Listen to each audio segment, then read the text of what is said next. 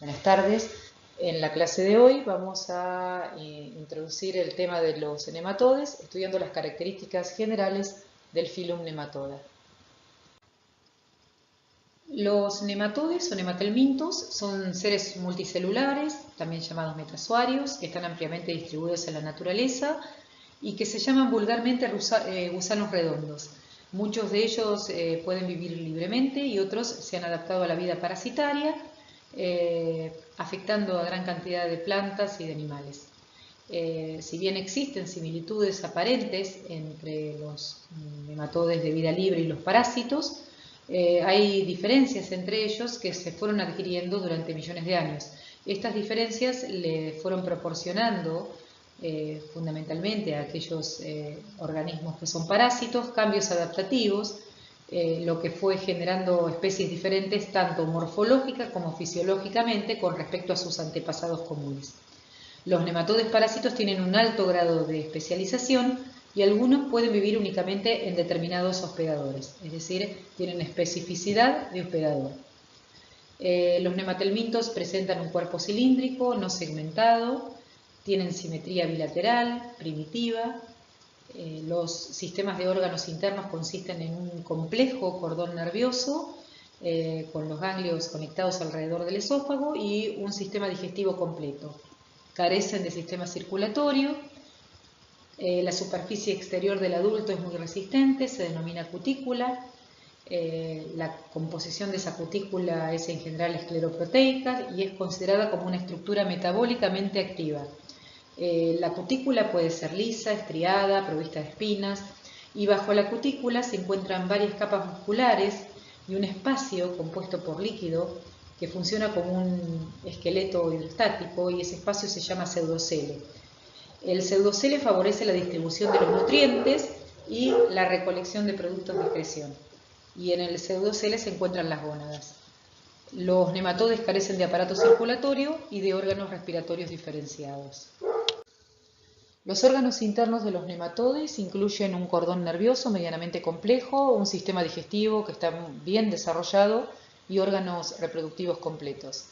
En el caso del sistema nervioso está formado por un anillo nervioso que va a rodear el esófago y desde allí se van a irradiar troncos en sentido anterior y posterior a lo largo del cuerpo.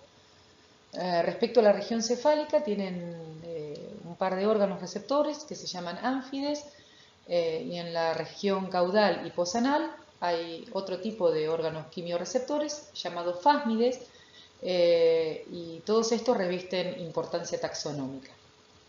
Respecto al sistema digestivo, es un sistema digestivo bien desarrollado que consta de una cavidad oral, un esófago, un intestino medio y un intestino posterior o recto que se va a abrir al ano, que está en la zona postterminal. El esófago de los nematodes es muscular, salvo en el caso de Trichinella. Y bueno, algo interesante es que en la parte anterior la boca puede tener ganchos, dientes o placas de corte, y estas características accesorias de esa cavidad bucal también tienen importancia taxonómica y es propia de ciertas especies.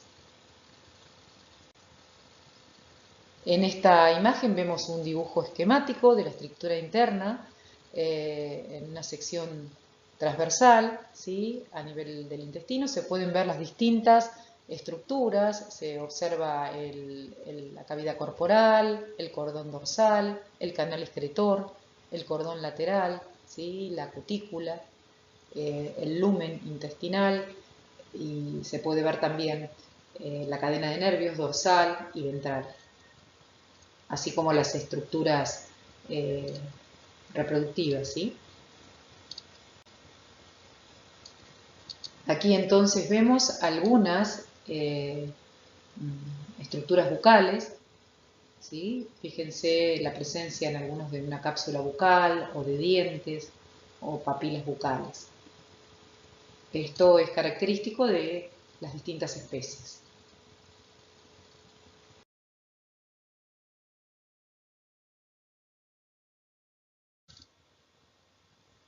Bueno, los nematodes son en su mayoría dioicos, presentan dimorfismo sexual, las hembras son generalmente más largas que los machos, y en tanto el macho posee el extremo posterior curvado con espículas copulatorias, y en algunas especies se puede encontrar una bolsa caudal denominada bursa. La mayoría de las especies son ovíparas, algunas pueden ser ovovivíparas o vivíparas, y el sistema reproductor femenino se abre en un poro genital, ventral, mientras que el masculino abre en una cloaca que está junto con el aparato digestivo, también de posición ventral. Respecto a la reproducción, es una reproducción sexual que pasa por distintas mudas a lo largo de su vida. La primera y a veces la segunda pueden tener lugar en el huevo, y las restantes en general se cumplen en el hospedador definitivo. En esta diapositiva se puede ver un esquema de las características morfológicas y diferenciales entre machos y hembras de nematodes. Respecto al ciclo de vida general de los nematodes, todos los nematodes experimentan durante su desarrollo 4 mudas. El tipo y las características de esas mudas va a depender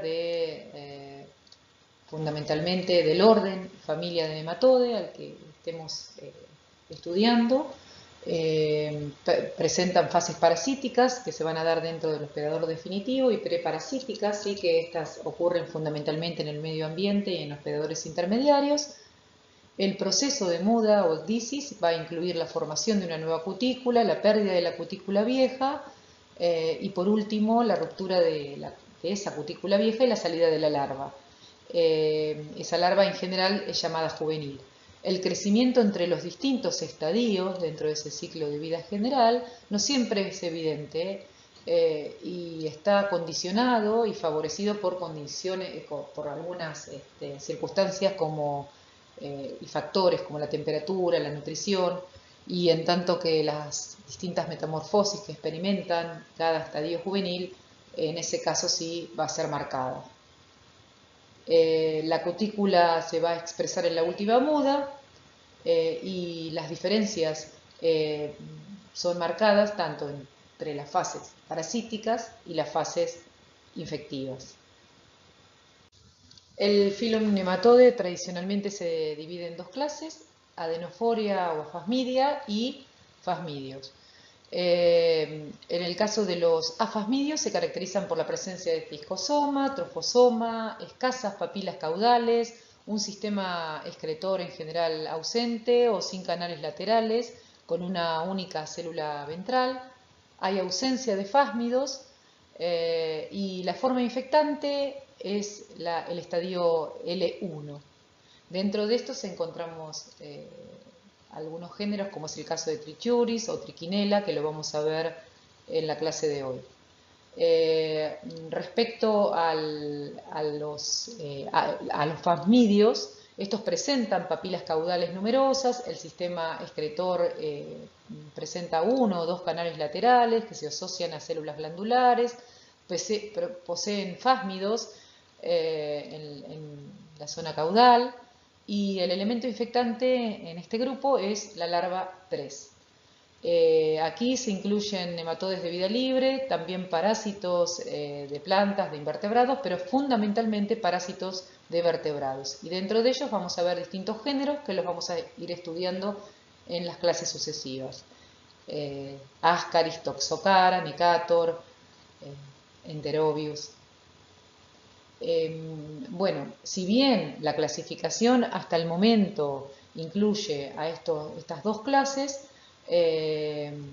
estudios moleculares han determinado que estas clases aún sean discutidas y hasta el momento hay nuevos esquemas moleculares que sugieren otro tipo de clasificación. Respecto a los mecanismos de transmisión de los nematodes que habitan el canal digestivo u otro órgano del hospedador tienen diferentes modos de transmisión. Estos pueden ser por penetración pasiva, es decir, por ingesta de huevos o larvas infectivas que van a estar en el suelo o estar en un hospedador intermediario, y entonces puede ser, por ejemplo, Trichinella spiralis, esto puede ocurrir en Enterobius vermicularis. Otra forma es por penetración activa, ¿sí? A través de la pared del cuerpo del hospedador definitivo de las larvas infectivas que se van a encontrar en el ambiente. Esto ocurre, por ejemplo, en las infecciones por Ancylostoma duodenale o Necator americanus. Puede ser también por transmisión vectorial, como ocurre mediante un insecto hematófago, ¿sí? Que inocula la larva infectante. Y algunos nematodes pueden realizar migraciones por diferentes órganos vitales del hospedador definitivo para poder llegar a alcanzar su localización definitiva. Y estas migraciones van acompañadas de crecimiento y desarrollo, alcanzando la maduración del nematode. ¿Sí? Esto se llama migración ontogenética. La penetración de una larva en un hospedador no habitual puede producir una reacción cutánea o visceral, y eso se conoce con el nombre de larva migrans, ¿sí? En el caso de Toxocara canis, por ejemplo. Si hablamos de ciclos de vida, los ciclos de vida de los nematodes parásitos se pueden clasificar según los hospedadores involucrados en monoxenos, cuyos ciclos van a utilizar un único hospedador, heteroxenos, cuyos ciclos presentan uno o más hospedadores intermediarios, y autoheteroxeno, en el cual el mismo hospedador puede tener la fase larvaria y al estado adulto. Es decir, el mismo hospedador actúa como hospedador definitivo e intermediario. Eso ocurre, por ejemplo, en la triquinelosis. Algunas especies pueden presentar una fase larvaria libre y otras deben migrar por diferentes órganos en el hospedador definitivo para alcanzar su localización final. Y respecto a los sitios de infección, los nematodes pueden parasitar distintos sistemas de órganos, tanto de invertebrados como vertebrados, y cada especie va a poseer requerimientos específicos en términos de esa localización.